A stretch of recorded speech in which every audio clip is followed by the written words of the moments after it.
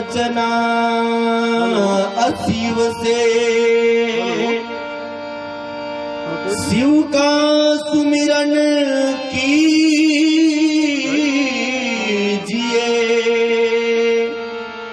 हृदय अपना सत्य शिव आनंद से भर लीजिए।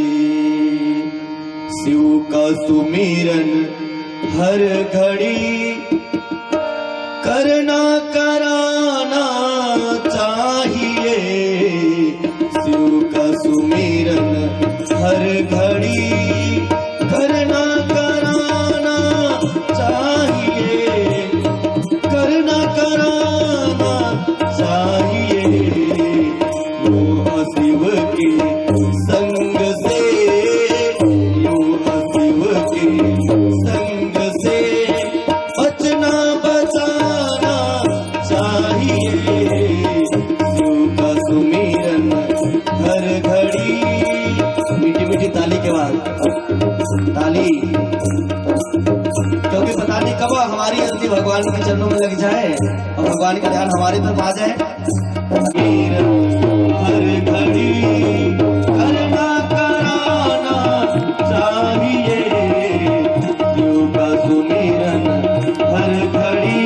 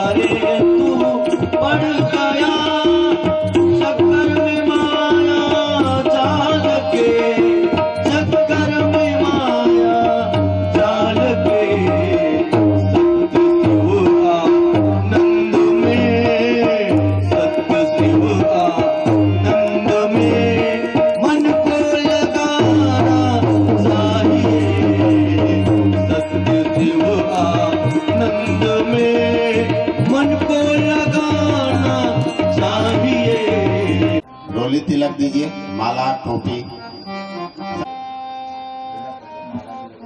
और तीसरा भाई टोपी लगा देंगे। ओम गंधद्वारां दुराधरसां नित्यपुष्टां करीषिणीं ईश्वरीं सर्वभूतानां तामिहोपहवै श्रियम्।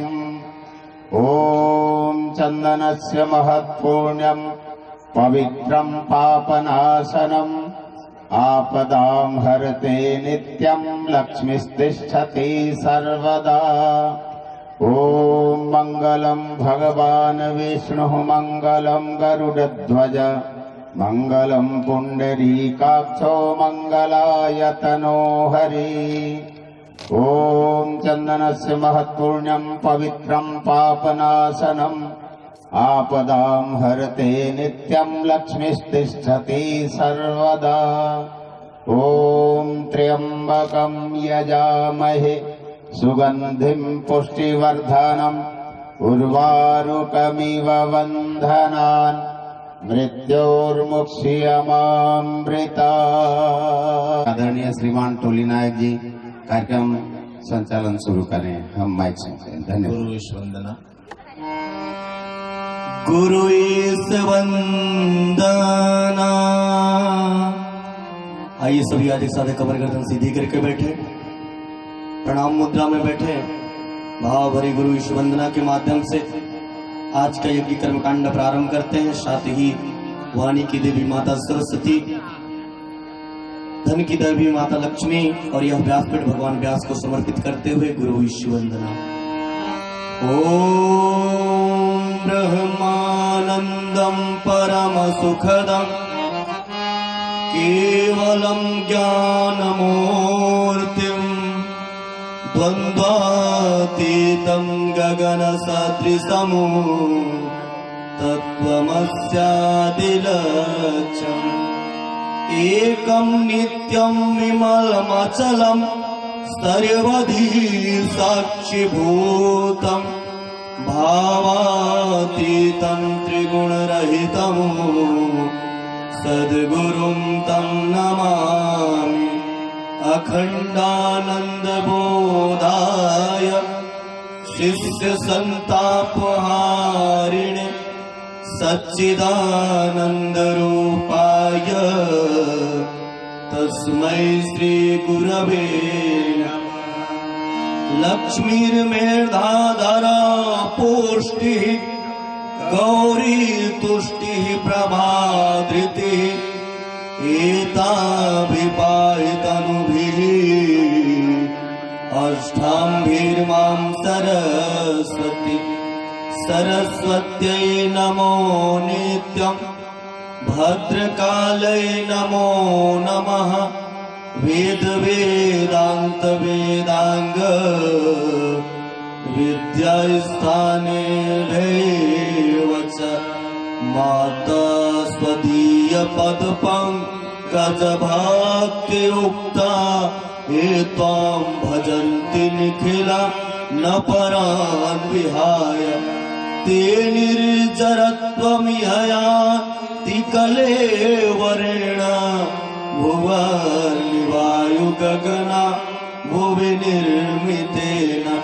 व्यासाय विष्णुरूपाय व्यासरूपाय विष्णवे नमो वै ब्रह्मनिधये वासिष्ठाय नमो नमः। नमोस्तु ते व्यासविशाल बुद्धे पुल्लारविन्दा यतपत्रनेत्र येन त्वया भारततैलपूर्णः प्रज्वालितो ज्ञानमयः प्रदीपः। प्रज्वालितो ज्ञानमयः प्रदीपः। साधनादि पवित्रीकरणम्। पवित्रीकरण करें सभी। पवित्रः पवित्रो वा सर्वावस्थां गतोऽपि वा यः स्मरेत् पुण्डरीकाक्षं सभयाभ्यन्तरः तुतिः। ॐ पुनातु पुण्डरीकाक्षः पुनातु पुण्डरीकाक्षः पुनातु आचमनम्। मन वाणी अंतःकरण शुद्ध बने इसलिए 3 बार आचमन करते हैं। दाहिने हाथ में जल लें और मंत्र के बाद जल को पीना है, मुख में डालना है। ऐसा 3 बार करेंगे। ओम अमृतोपष्टमसि स्वाहा। ओम अमृतापिधानमसि स्वाहा। ओम सत्यम यशः श्रीर्मयि श्रीश्रयतां स्वाहा। एक आचमनी जल ले लें, हाथ धो लीजिए, पोंछ लीजिए। शिखावंदनम्। बाएं हाथ में जल लें, दाहिने हाथ की अंगुलियां भिगोकर शिखा स्थान पर लगाएं। चोटी वाले स्थान पर स्पर्श करें। ओम चिद्रूपणि महामाये दिव्य तेजः समन्विते तिष्ठ देवी शिखा मध्ये तेजो विधि पुरुष में प्राणायाम। सीधे होकर बैठे, दोनों हाथ गोदी में, नेत्र बंद करके सूर्य का ध्यान करें। गहरी सांस खींचना, रोकना, फिर सांस छोड़ना, रोकना, और साथ में ऐसा भाव करना कि तेज को, प्राण को, प्रकाश को हम धारण कर रहे हैं। भीतर के दोष, दुर्गुण, कषाय, कल्मश, भ्रम और भय नष्ट हो रहे हैं, बाहर निकल रहे हैं। हम शुद्ध, पवित्र और प्रकाशवान हो रहे हैं। इस भाव से प्राणायाम कीजिए। ओम भूम भुवः ओम स्वः ओम महा ओम जना ओम तपः ओम सत्यम ओम तत्सवितुर्वरेण्यं भर्गो देवस्य धीमहि धियो यो नः प्रचोदयात्। ओम ज्योतिरसोमृतं ब्रह्म भूर्भुवः स्वः।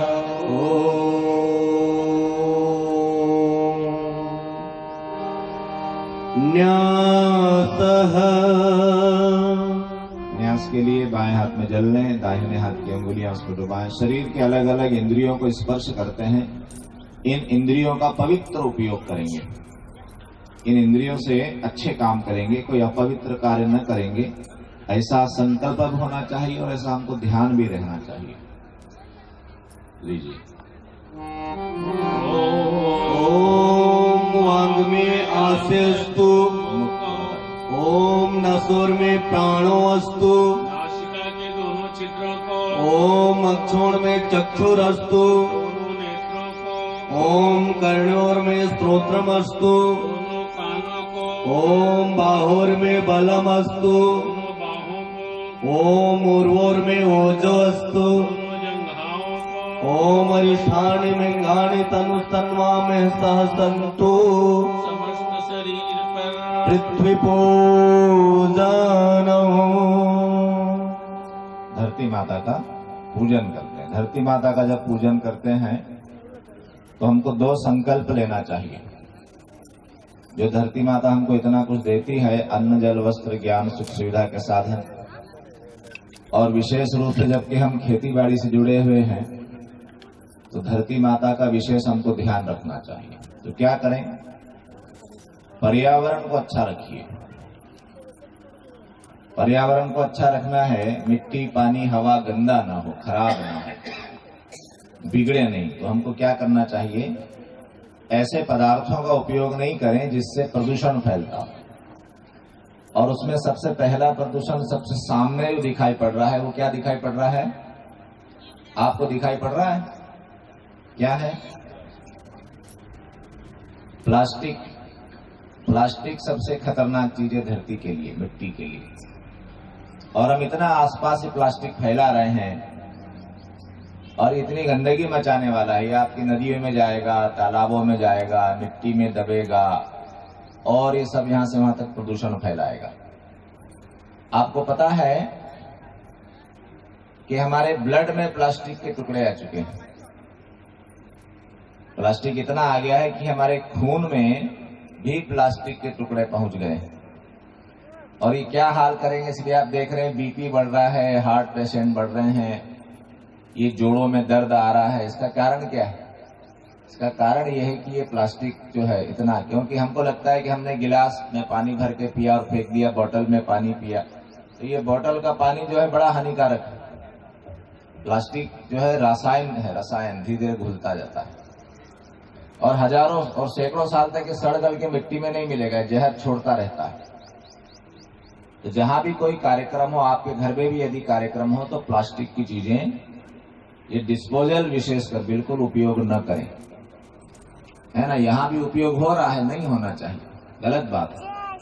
हम पर्यावरण का आंदोलन लेकर चल रहे हैं, गायत्री परिवार का आंदोलन है पर्यावरण संरक्षण, और हम इतना प्लास्टिक फैला रहे हैं। तो थोड़ा कष्ट उठा लीजिए, थोड़ी तकलीफ उठा लीजिए। एक एक लोटा रख दीजिए पानी की टंकी के पास, गिलास रख दीजिए, सब लोग पी लेंगे, या उसका कोई विकल्प निकालिए। जब प्लास्टिक नहीं था तो लगाइए। आप कौन से पेड़ लगाइए? पीपल का लगाइए, बड़ का और बेल पत्र का और नीम का अपने गांव के आसपास लगाइए। किसी की मृत्यु अपने यहाँ हो जाती है, शादी विवाह होता है, तो अपन बहुत खर्चा करते हैं। तो वो खर्चा आप कम कीजिए, उस खर्चे में 5 पेड़ लगाइए। कि जहां लोग बस का इंतजार कर रहे हैं, कहीं चौराहा है, कहीं फाटा है रास्ते का, तो उस पर त्रिवेणी लगाइए। त्रिवेणी लगाने का बड़ा पुण्य है। मरने के बाद लोगों को हम खाना खिलाते हैं ना, उसका कोई पुण्य नहीं है।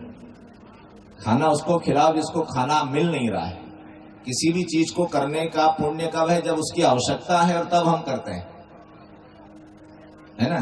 तो आज सबको खाना मिल रहा है, किसको खाना नहीं मिल रहा? सरकारें फ्री में खूब बांट रही, लोग खाना बेच के दारू पी रहे हैं, है ना। तो अब खाना खिलाने का कोई पुण्य नहीं है, खत्म हो गया। कोई समय की बात थी कि लोगों को खाना नहीं मिलता था, तो हमारे शास्त्रों में लिख दिया कि खाना खिलाने का पुण्य। अब कोई पुण्य नहीं, अब जबरन लोगों को बुला बुला के खिलाओ, सब खा रहे हैं।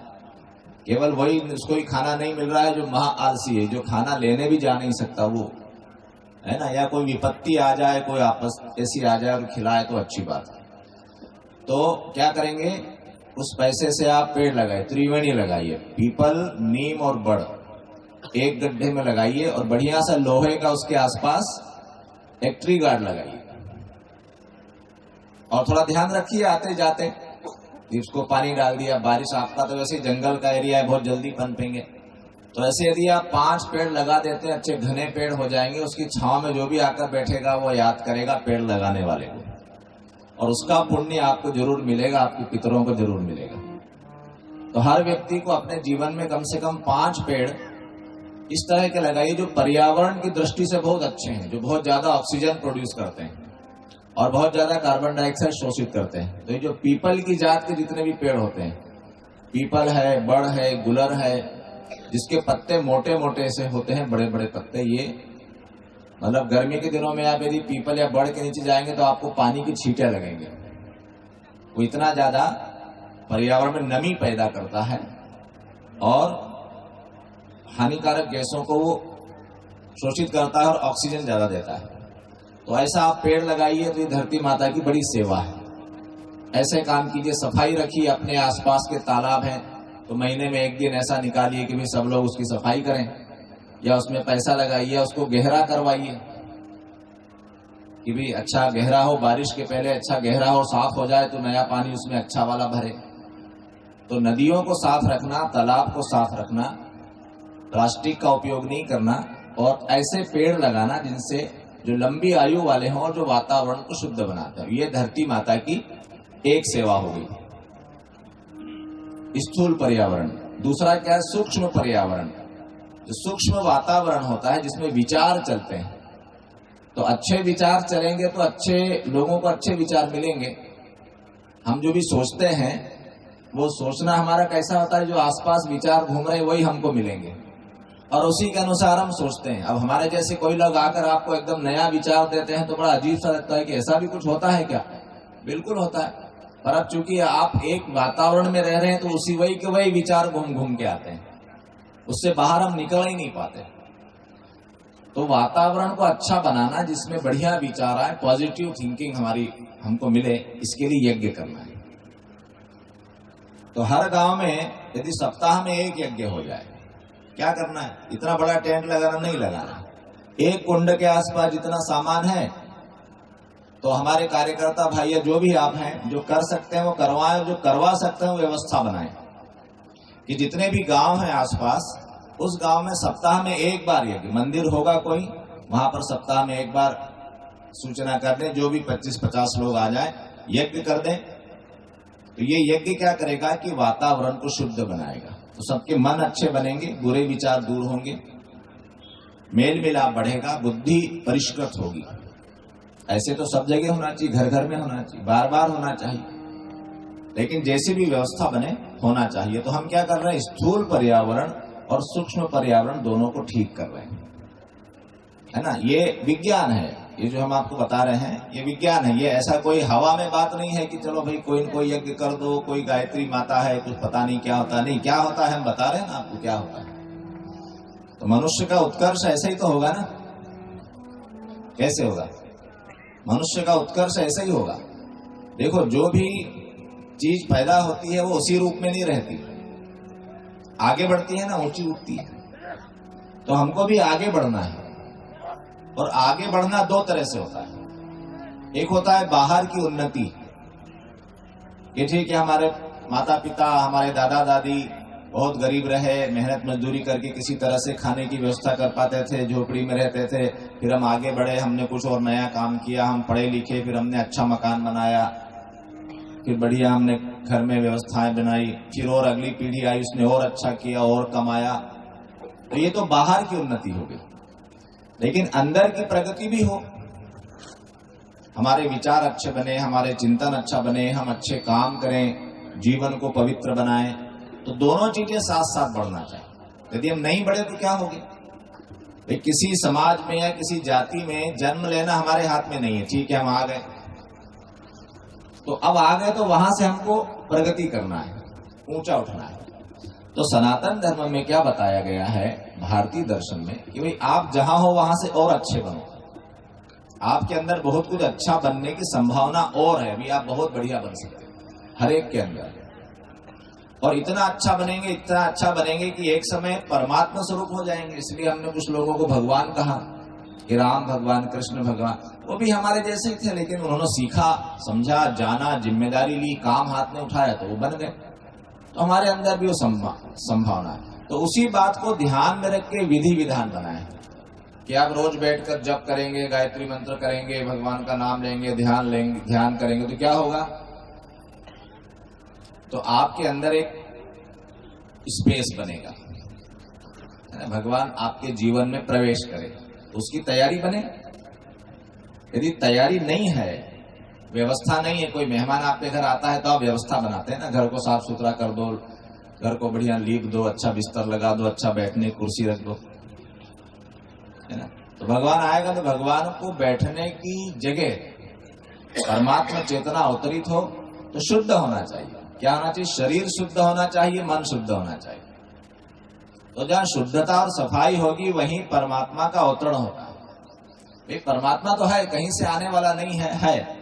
सूर्य की धूप आ रही है, अब हम दरवाजे खिड़की बंद करके बैठे रहे अंधेरे में, तब सूरज क्या कर लेगा? बिजली की तार हमारे घर के पास से जा रही, हमने कनेक्शन नहीं लिया, अंधेरे में बैठे हैं, गर्मी झेल रहे हैं, तो उसमें बिजली क्या कर लेगी? वो तो हमको करना पड़ेगा। तो परमात्मा चेतना हमारे आसपास है ही, उसके बिना दुनिया में कुछ नहीं है। और इसीलिए है कि हम उसका सहारा लेके ऊंचे उठ जाएं। पर हमने यदि अपने दरवाजे खिड़की बंद कर रखे हैं, गंदगी मचा रखी है, तो फिर कैसे हमको प्रभाव करेगी? तो डॉक्टर की दवा लेते हो तो परहेज बता देता है ना कि ये दवा लेना, पर याद रखना तेल मिर्ची नहीं खाना है, ये नहीं खाना है, खटाई नहीं खाना है। आयुर्वेद की दवा लेने जाओगे तो क्या बताएगा आपको? परहेज बताएगा। परहेज करोगे तो दवा असर करेगी। तो जो परमात्मा चेतना है वो है ही इसलिए कि हम ऊंचे उठ जाएं उसका सहारा लेकर। पर हमने यदि परहेज नहीं पाला तो क्या कर लेंगे? कुछ नहीं कर सकते। हमने भजन कीर्तन तो बहुत किया, लेकिन अपने आप को बदला नहीं, उसके लायक जगह नहीं बनाई। तो क्या है? शरीर को पवित्र बनाइए, खान पान हमारा अच्छा हो, शुद्ध हो, पवित्र हो, मन में अच्छे विचार हों, इसको साधना कहते हैं। तो अच्छी बातें पढ़िए, सत्संग कीजिए, जानिए चीजों को, जो सही लगे उसको ग्रहण कीजिए, जो लगता है कि ये चीज गलत है, समझ में आ गई तो उसको छोड़िए। तो इसीलिए ये सब विधि विधान जो भारत में हमने बनाया है हमारे ऋषियों ने, और इसमें जो महत्वपूर्ण है वो यज्ञ है। अब देखिए, ये कहा गया है मनुस्मृति में,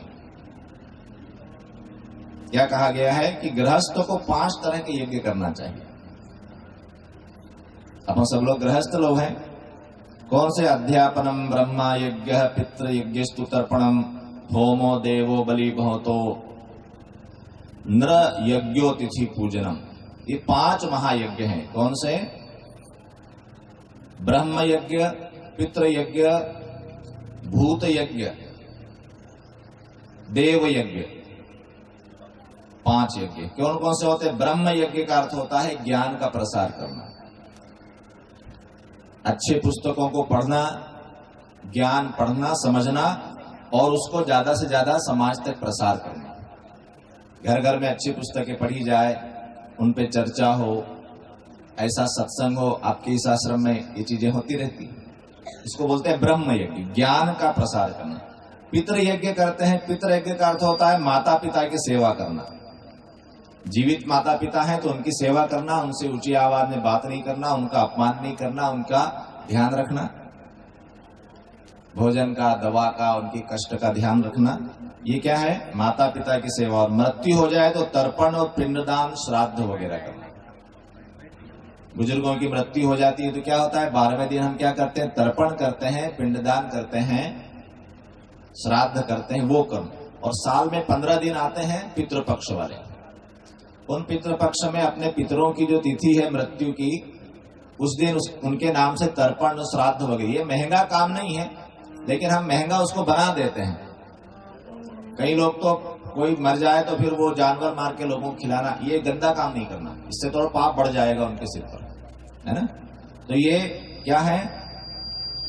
तो तर्पण करने से पितर हमको क्या देते हैं? आयु, संतान, धन, विद्या, स्वर्ग, मोक्ष, सुख और अखंड राज्य का आशीर्वाद देते हैं। जो अपने बुजुर्गों की सेवा करते हैं, जीवित हैं तो, और मृत्यु होने के बाद उनका समय समय पर पिंडदान, तर्पण इत्यादि क्रम करते हैं। यहाँ पर आपको पुस्तक मिल जाएगी, कर्मकांड भास्कर, या मरणोत्तर श्राद्ध कर्म विधान।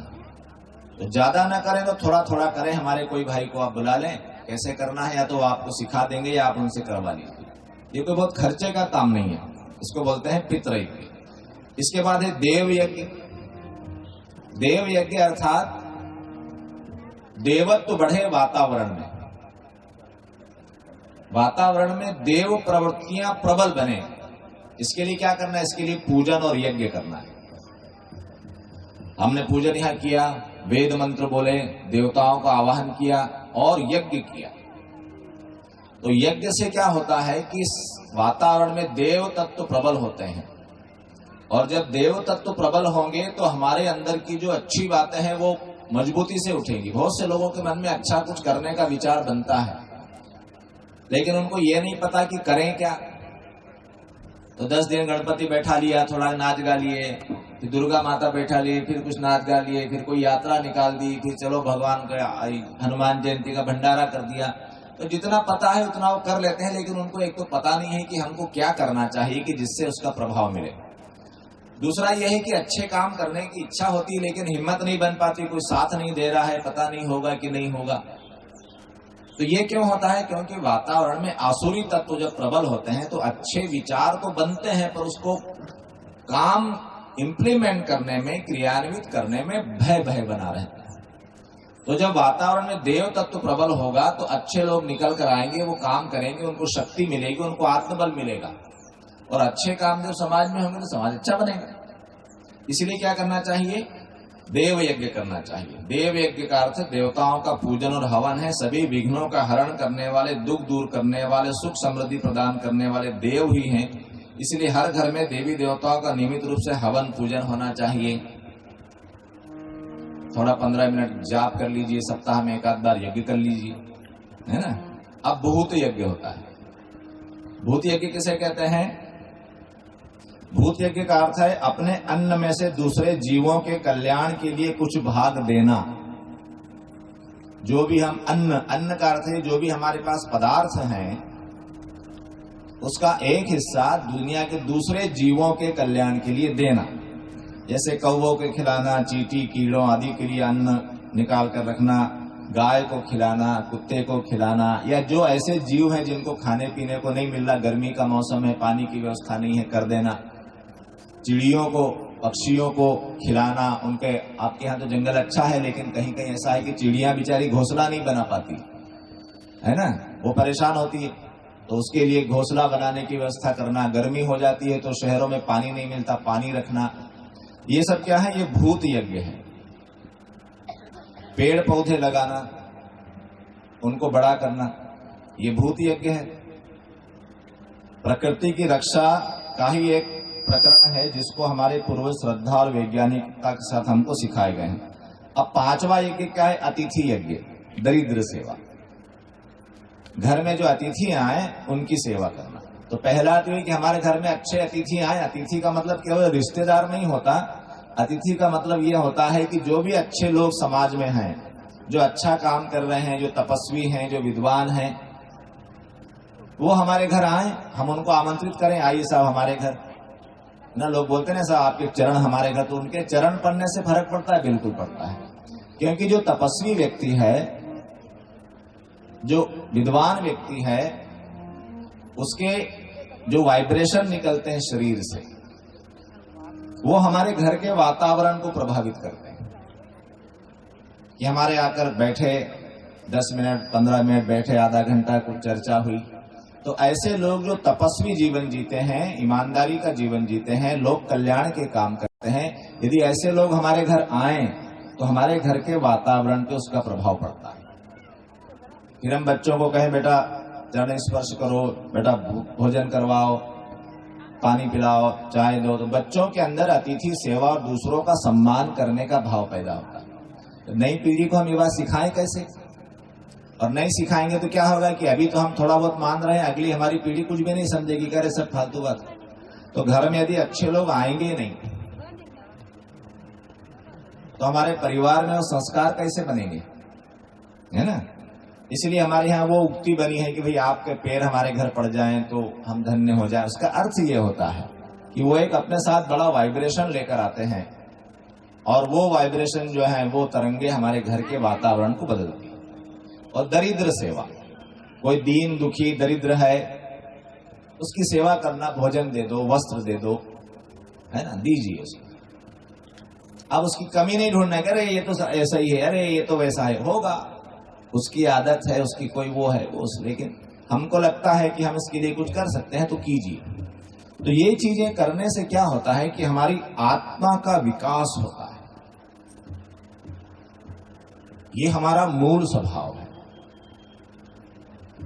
और अपने मूल स्वभाव के अनुरूप जब हम कोई काम करते हैं तो हमको बड़ा सुख मिलता है, बड़ा आनंद मिलता है। दिखाने की बात ये नहीं है, शोबाजी नहीं करना चाहिए इसकी कि किसी को एक कंबल दे रहे हैं 10 लोग हाथ लगा रहे हैं। फोटो छपता है ना अखबार में, हॉस्पिटल में गए मरीज को एक केला दे रहे हैं और 10 लोग उसको हाथ लगा रहे हैं, फोटो खिंचा के अखबार में छाप दिया। ये तो और महापाप है। अपने द्वारा किए गए सेवा कार्य का प्रचार करना, लोग जाने, इससे तो ना करो तो बढ़िया है, अहंकार बढ़ेगा।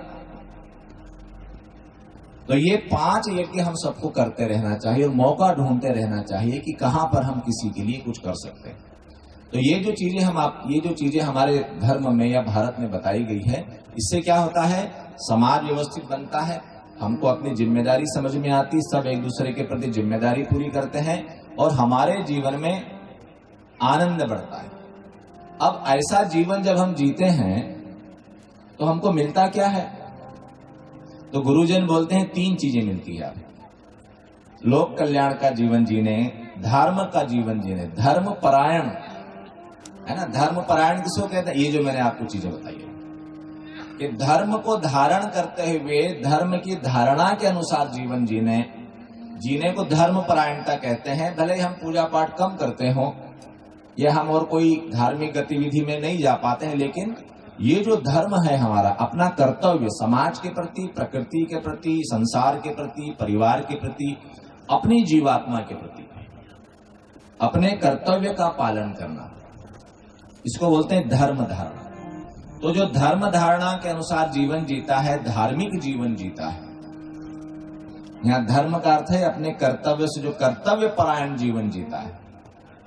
जप करके, यज्ञ करके हम क्या करते हैं, अपने अंदर एक शुद्धता विकसित करते हैं, श्रेष्ठ गुणों का विकास करते हैं, वातावरण को अच्छा बनाते हैं, है ना। लेकिन अब करना है कुछ, तो ये सब चीजें हमको करना चाहिए। इससे क्या होगा, 3 चीजें आपको मिलती हैं,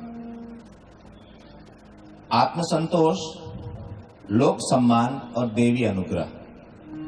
3 चीजें मिलेगी। आत्मसंतोष का अर्थ यह है कि जब हम वो करते हैं जो हमारी जीवात्मा चाहती है तो हमारे अंदर बड़ी तसल्ली रहती, बड़ा संतोष रहता, उद्विग्नता समाप्त हो जाती, रात को नींद अच्छी आती, कुछ गलत नहीं किया, कोई बुरा काम नहीं किया, किसी का दिल नहीं दुखाया, किसी को अपनी तरफ से दिया ही है ना।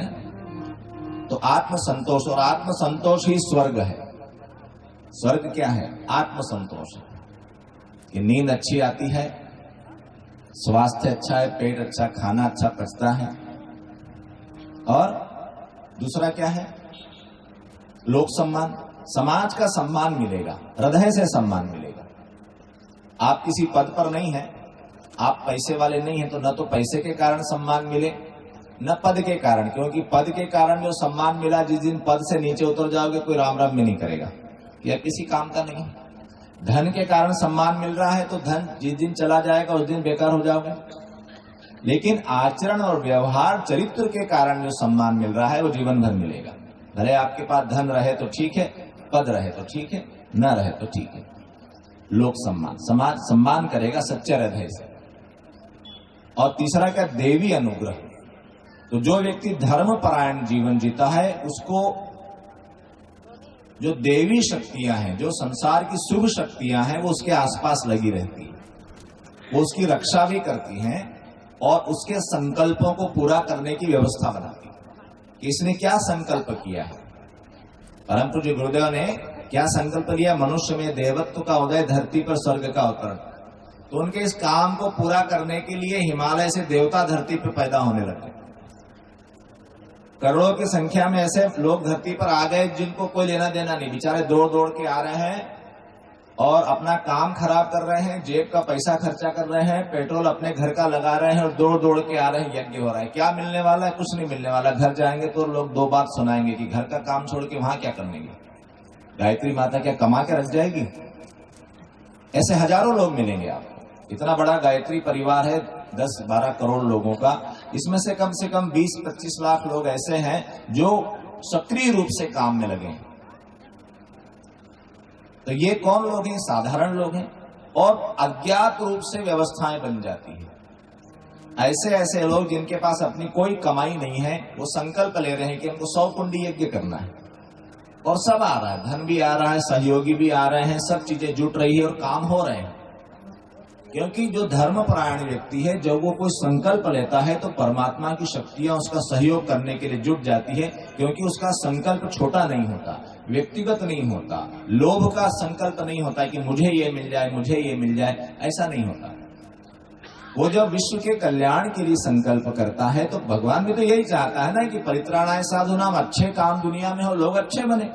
हम 4 दिन से आपको क्या कह रहे हैं? यही तो कह रहे हैं ना। हम ये थोड़ी कह रहे हैं कि भाई आप हमको ये दे दोगे तो ये मिल जाएगा और यहाँ इतना पैसा चढ़ा दोगे तो ये मिल जाएगा, हमको दक्षिणा दे, ये बात कह रहे नहीं कह रहे। न हम ये कह रहे कि आपका लोभ की पूर्ति हो जाए, आपको मिसगाइड भी नहीं कर रहे हैं कि ऐसा करने से ऐसी मनोकामना पूरी हो जाएगी।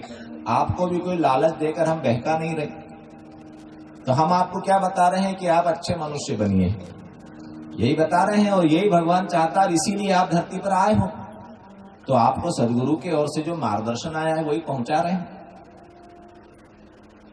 तो जो व्यक्ति इस तरह के काम करता है उसको अज्ञात रूप से जो ईश्वरीय शक्तियां हैं, जो श्रेष्ठ शक्तियां हैं, वो सहयोग करती है और उसके संकल्प को पूरा करती है, क्योंकि वो भगवान का उपकरण बन गया। क्या बन गया? भगवान का उपकरण बन गया। जैसे पेन से आप लिख रहे हैं ना, तो पेन अपनी तरफ से कुछ नहीं लिख रही है, आप उसको हाथ में पकड़ के जो लिख रहे हैं वो लिख रही है। तो इस तरह से वो भगवान का उपकरण बन गया कि वो जो परमात्मा संसार का कल्याण करना चाहता है, उसके पास शरीर नहीं है, तो वो आपके शरीर का उपयोग कर रहा है संसार के कल्याण। तो इससे ज्यादा सौभाग्य की बात और क्या होगी कि हमारा शरीर, हमारा जीवन परमात्मा के लिए उपकरण बन जाए। इससे अच्छा सौभाग्य और क्या है? तो इसलिए भाइयों और बहनों, यज्ञ का अर्थ यही होता है, अपने आप को ऊंचा उठाओ। यज्ञ की अग्नि क्या है? ऊपर उठती है। जब हमारे पास कोई कहने वाला नहीं था, जब कोई बताने वाला नहीं था, जब कोई पुस्तक नहीं थी, तो हमने किसको देखकर सीखा? तो ऋग्वेद का जो पहला मंत्र है, अग्नि मीले पुरोहितम, अग्नि हमारा पुरोहित है। तो अग्नि को देखकर हमने सीखा। क्या सीखा? उसको देखकर हमने ये सीखा कि ऊंचे उठो, जहां हो वहां से ऊंचे उठो, अच्छे बनो। अग्नि ने हमको सिखाया। अग्नि से हमने सीखा तेजस्वी बनो, डरे हुए मत रहो, बातें जानिए, समझिए, सीखिए और कीजिए, अच्छे काम कीजिए, डरिए मत। आप इसीलिए पैदा हो गए, इसीलिए मनुष्य बने। तो अग्नि क्या होती है? तेजस्वी होती है। अग्नि को छिपाया नहीं जा सकता। अग्नि को दबाया नहीं जा सकता। अग्नि जहां होगी वो दिखेगी, अपना काम करेगी। अग्नि प्रकाशवान है, अग्नि अपना गुण नहीं छोड़ती। अग्नि जहां भी होगी दो चीजें जरूर होती है, एक तो ताप होगा, अग्नि की गर्मी होगी, और दूसरा प्रकाश होगा। बिना प्रकाश के और बिना ताप के, बिना गर्मी के कोई अग्नि नहीं होती। तो उसके वो दो गुण हैं, वो कभी नहीं छोड़ती। तो हम भी मनुष्य हैं, तो हम कभी मनुष्यता नहीं छोड़ेंगे। हमारी मनुष्यता को हम हमेशा ध्यान रखेंगे, है ना। लोभ के कारण, मोह के कारण, स्वाद के कारण, है ना। इसीलिए तो आदमी गड़बड़ हो जाता है। कहीं कोई लालच आ गई तो कुछ भी कर लिया, कोई बात नहीं है, इससे हमारा फायदा हो रहा है। डर गया, ऐसा नहीं करूंगा तो पता नहीं मेरा क्या बिगड़ गया। तो इन सब बातों को एक तरफ रखकर जो धर्म के मार्ग पर बना रहता है, वो क्या करता है, दुनिया में नए परिवर्तन करता है। दुनिया उसके पीछे चलती है। और जो दुनिया से डर के दुनिया की भीड़ में शामिल हो जाता है और दुनिया के हिसाब से नाचते रहता है, वो एक दिन बहुत पतन में चला जाता है, बहुत बर्बादी में चला जाता है। इसलिए क्या करना पड़ेगा, ज्ञान प्राप्त कीजिए, पढ़िए, जानिए, समझिए। आधा घंटा रोज स्वाध्याय कीजिए, अच्छी पुस्तकें। ये कुछ सेठ यहां पर आए हैं, आपको हम देंगे, आप ले जाना। पैसा, हाँ पैसा खर्च कीजिए। बहुत पैसा खर्च करते हैं, हजारों लाखों रुपया हम गंदी चीजें खाने में खर्च कर देते हैं, यहां वहां घूमने फिरने में खर्च कर देते हैं, पहनने ओढ़ने में खर्च कर देते हैं। उससे बचाइए, अच्छी किताबें कर ले जाइए। आधा घंटा रोज अच्छी पुस्तक पढ़ना है। गुरुदेव ने 3000 से अधिक पुस्तक लिखी।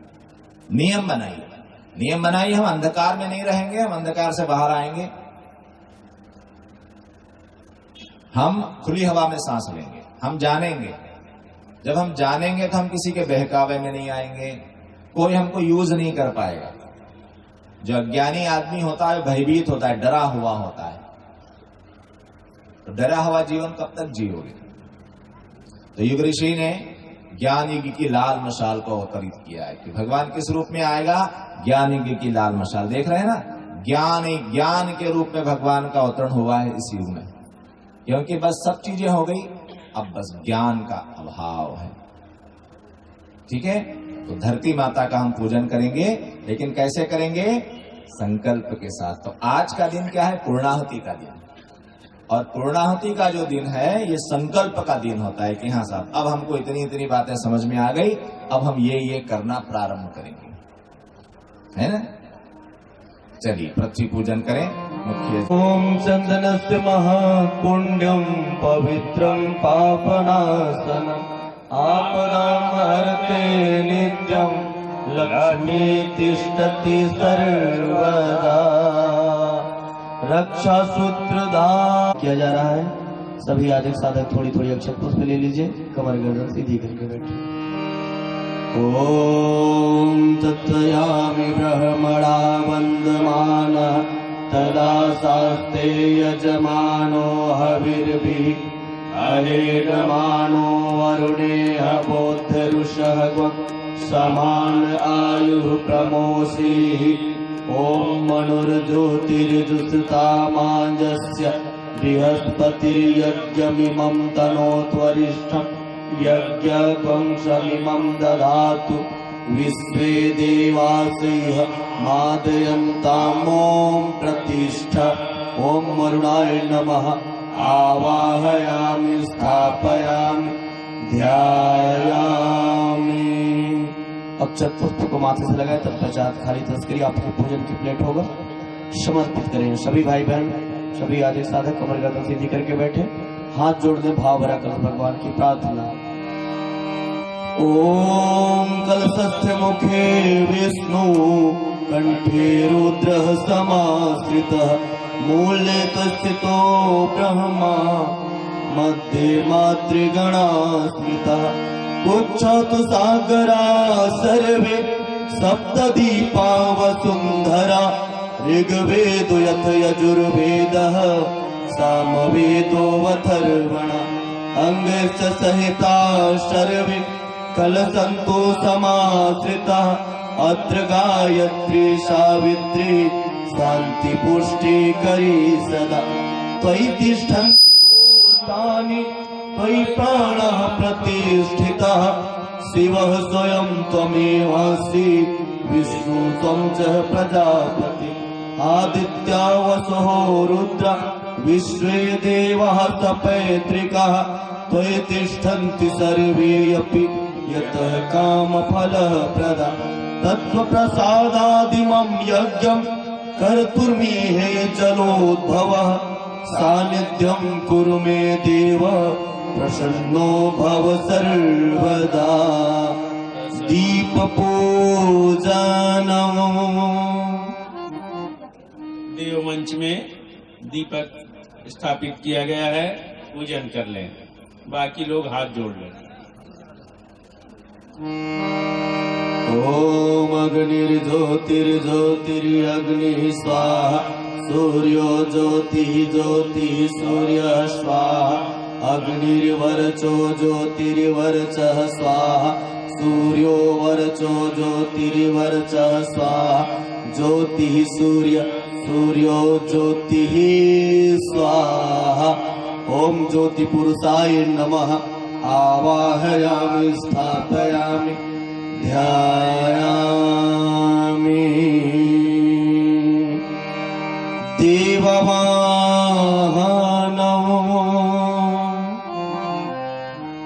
गुरु सत्ता का आह्वान करते हैं परम पूज्य गुरुदेव परम वंदनीय माता जी जो इस यज्ञ के संरक्षक प्रणेता हैं। आइए हम गुरु चेतना को ध्यान करें, हाथ जोड़ लें।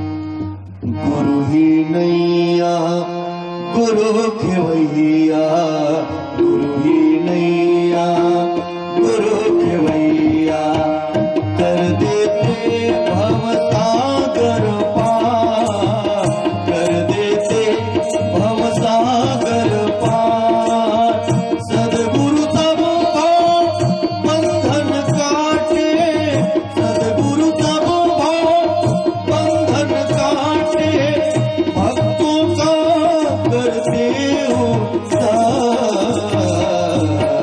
गुरु ही नैया गुरु खेवैया गुरु ही नैया गुरु खेवैया गुरु ही नैया गुरु खेवैया गुरु ही नैया गुरु खेवैया।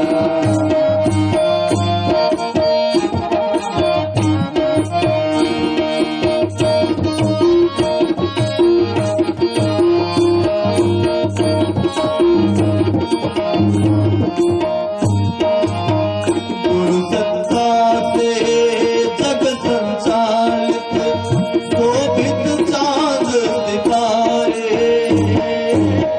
शोभित चांद सितारे गुरु सत्ता से जग संचालित शोभित चांद सितारे हृदयों में सब भक्ति जगा कर गुरु भक्तों को तारे तारे गुरु भक्तों को तारे हृदयों में सब भक्ति जगा कर गुरु भक्तों को तारे तारे गुरु भक्तों को तारे गुरुवर ही तो भाग्य हमारे गुरुवर ही तो भाग्य हमारे ईश्वर से गुरु जोड़े गुरु ही नैया गुरु खेवैया गुरु ही नैया गुरु खेवैया गुरु ही नैया गुरु खेवैया गुरु ही नैया गुरु खेवैया करते। ओम गुरुर्ब्रह्मा गुरुर्विष्णु गुरुरेव महेश्वरः गुरुरेव परब्रह्म तस्मै श्री गुरवे नमः। अखण्डमण्डलाकारं व्याप्तं येन चराचरं तत्पदं दर्शितं येन तस्मै श्री गुरवे नमः। मातृवत लालेत्री च पितृवर्त मार्गदर्शिका नमोस्तु गुरुसत्तायै श्रद्धा प्रज्ञायुता च।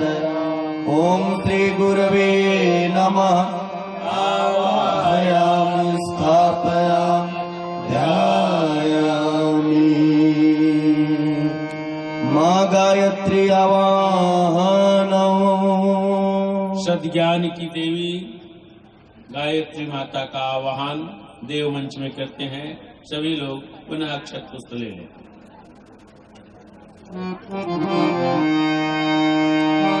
ओम आयातु वरदे देवी त्रयक्षरे ब्रह्मवादिनी गायत्री छन्दसाम मातः ब्रह्मयो निर्नमोस्तुते। ओम श्री गायत्र्यै नमः। आवाहयामि स्थापयामि ध्यायामि ततो नमस्कारं करोमि।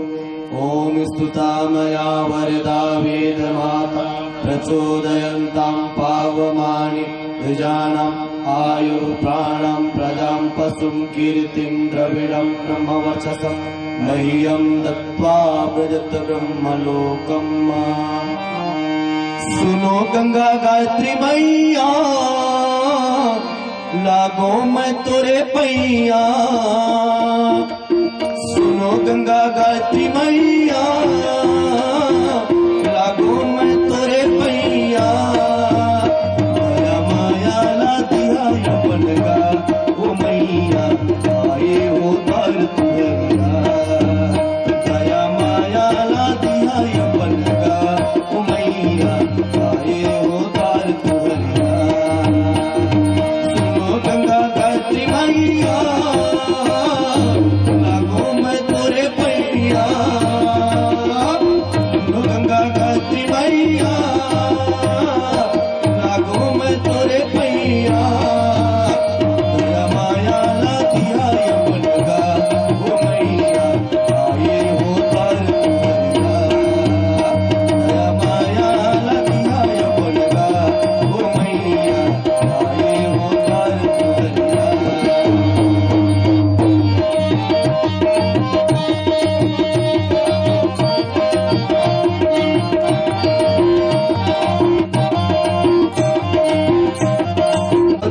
लाली रे चूड़ी पहिराऊं दाई काने वाली रे। चूड़ी पहिराऊं दाई काने वाली रे। पान फूल सजाऊं तोला सिंदूर लाली रे। चूड़ी पहिराऊं दाई काने वाली रे। चूड़ी पहिराऊं दाई काने वाली रे। और आज मैं शिकार कराऊं ना ओ मैया ओढ़ाए के लाल चुनरिया। आज मैं सिंगार कराऊं ना ओ मैया ओढ़ाए के लाल चुनरिया। सुनो गंगा गायत्री मैया लागो मैं तोरे पैया। सुनो गंगा गायत्री मैया लागो मैं तोरे पैया। दया माया ला दिया बनगा ओ मैया आए हो द्वार तुझरिया। दया माया ला दिया बनगा ओ मैया आए हो द्वार तुझरिया।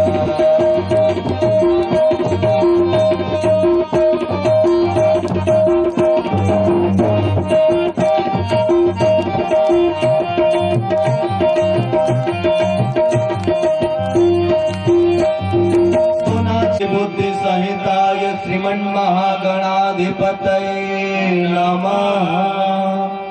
ओम लक्ष्मी नारायणाभ्यां नमः। ओम उमा महेश्वराभ्यां नमः।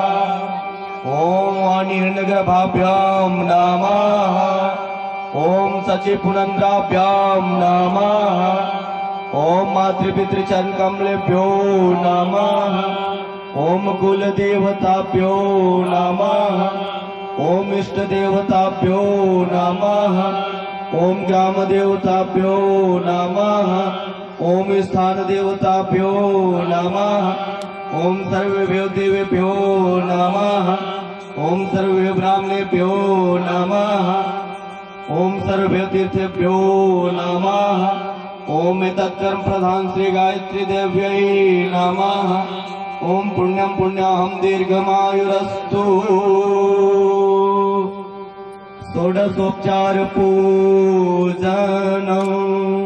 पूजा कैसे दिखाई नहीं पड़ती? जो आंखों से दिखाई नहीं पड़ती वो होते नहीं है क्या?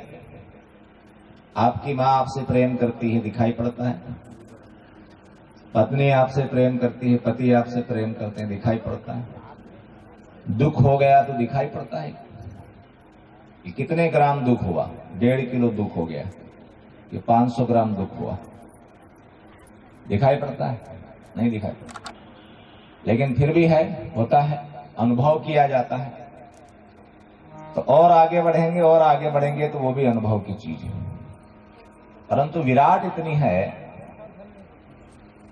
कि हमको, हमारी बुद्धि उसको समझ नहीं पाती है ना। तो हमने कहां से उसको प्रारंभ किया, कहां से हम सूत्र पकड़े? कोई ना कोई तो धागा पकड़ में आया जिससे हम उसकी तरफ आगे बढ़े, है ना। तो हमने शुरुआत कहां से की? हमने कहा कि चलो मान लेते हैं। समझना इस बात, इससे आपको बहुत सी चीजें क्लियर हो जाएगी कि हम उसको शुरू कहां से करें जो इतना विराट है ना। इसलिए हमने मानने की से प्रारंभ किया। मानने से जानने की यात्रा धर्म है, और केवल मान के रुक जाना वो संप्रदाय है। संप्रदाय धर्म में क्या अंतर है कि धर्म हमेशा नया रहता है, नवीन। संप्रदाय पुराना पड़ जाता है। तो संप्रदाय का अर्थ होता है केवल मान लेना। किसी ने देखा, हमने तो कुछ देखा नहीं, और किसी ने देखा है इसलिए हमने उसको मान लिया। तो